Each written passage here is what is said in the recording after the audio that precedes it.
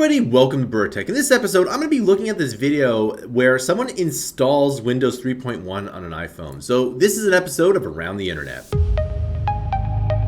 Alright, welcome back. First, this video, and make sure you like, subscribe. The more subscribers we get, the more content we can make. The number one reason why you subscribe to this amazing YouTube channel is to get in the money-making trends before they go mainstream. So, this is an interesting video here, and if you haven't been to an Around the Internet before, basically I look at a video, a Reddit post, a tweet, something around the internet that I think is super interesting and that I want to talk about. But first things first, I understand that for the last week or so, I haven't uploaded as many videos. The reason is that I got sick. One of my kids brought something home from preschool and I got sick.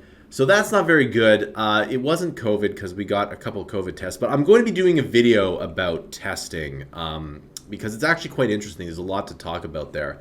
But nevertheless, let's take a look at this video here. This video is quite interesting. And there's a lot more than beneath the surface here. Now, what this guy's doing is he's actually installing like DOS on your iPhone. And, you know, the thing is like there's a lot of these computer science related projects where you try to get one framework to work on another. And this is it's quite interesting because it's something that I would never do, but it's really important that you understand why this is to be done, because a lot of our technology here doesn't really work with one another, right?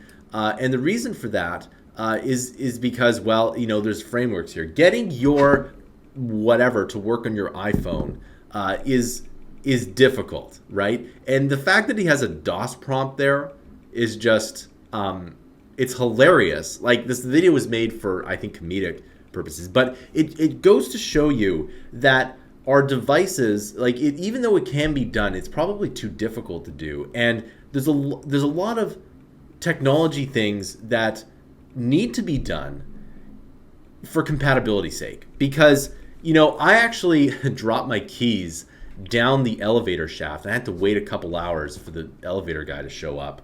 No joke. And my phone almost ran out of batteries. And it has a lightning adapter and not a USB-C. And, you know, if it was a more dire situation, my phone would be, it would have been much worse. So you have to understand that. All right. So if you look at this here, he's actually installing floppies onto an iPhone.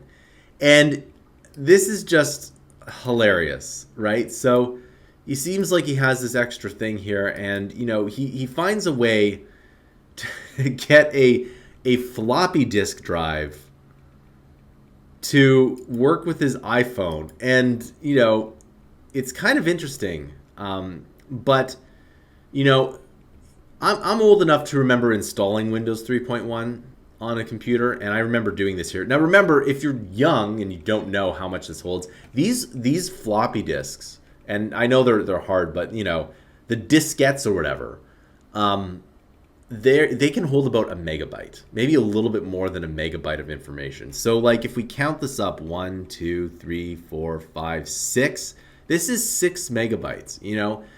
I mean, I think I sent an email this morning that was more than 6 megabytes. So, like, it just goes to show you, you know, how far computings have come.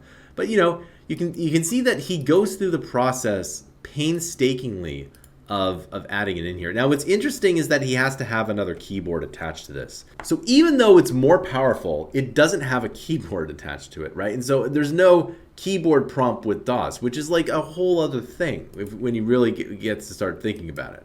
Right?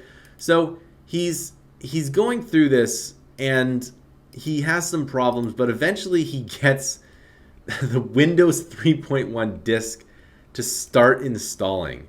And, you know, I mean, I remember doing this with 3.1 and Windows 98 and all those other things here, right? So he ends up installing it, and he ends up getting this Windows set up.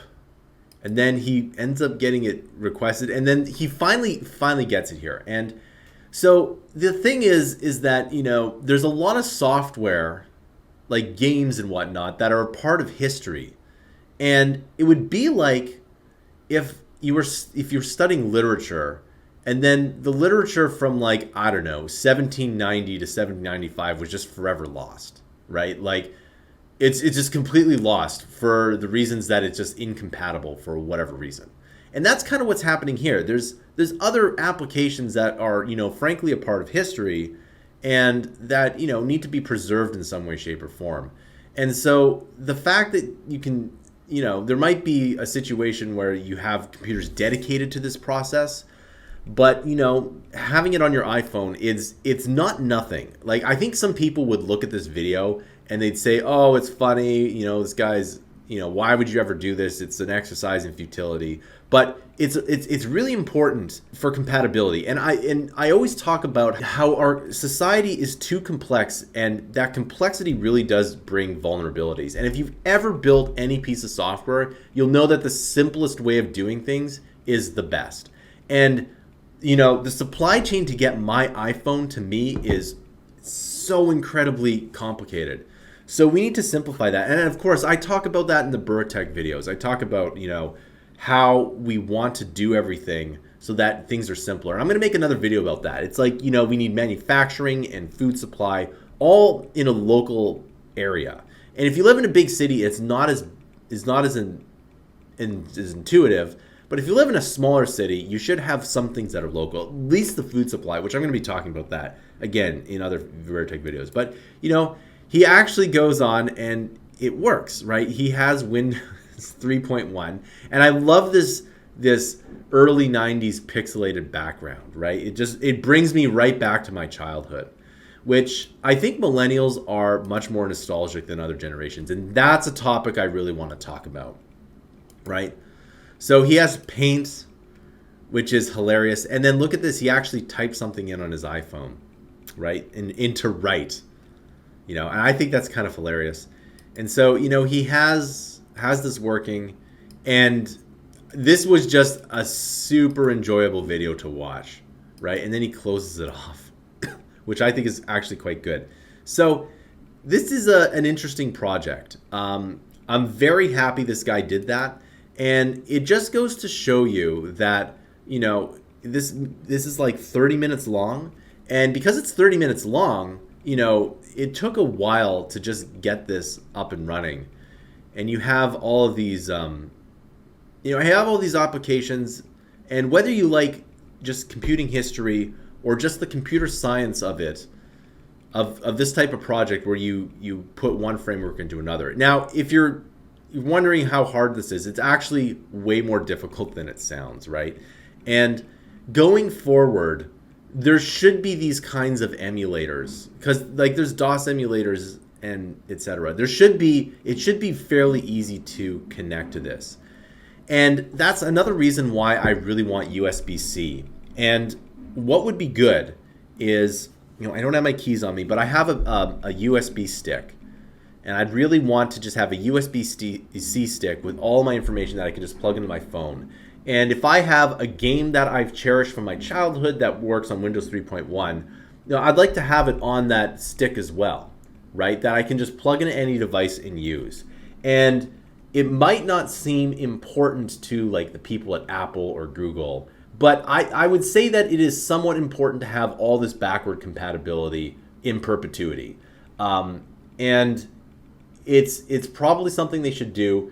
Making into this should be, this was a 30-minute process and it seemed like it was complicated, but like a 10-minute process where you can get back into this. It is important to be able to do this because you never know when that backward compatibility might have some major issues here, right? We talk about like Xcode and Unity and Unreal and all these other new versions of software, but like really we should have a stable version of all software that we need at any given time, right at our fingertips. And it sounds weird, but we also need like the standardizations with the ports to make sure that something like this is easily done. And going forward, I think it's more important that we do that, to have that backwards compatibility. Mostly because, I think if we're going to be paying all these tech companies mega dollars, then we should have that backwards compatibility. There should be a backwards compatibility team to make sure this works. And I mean, I know this is really a big issue on like consoles. I can't play an Xbox 360 game on my Xbox One. And then I think the new Xbox S probably won't have that either. But we should really have that backwards compatibility. I need to be able to play a Nintendo game on my iPhone. Any given iPhone at any given time. All right. So that concludes this video. I want to know your thoughts down below.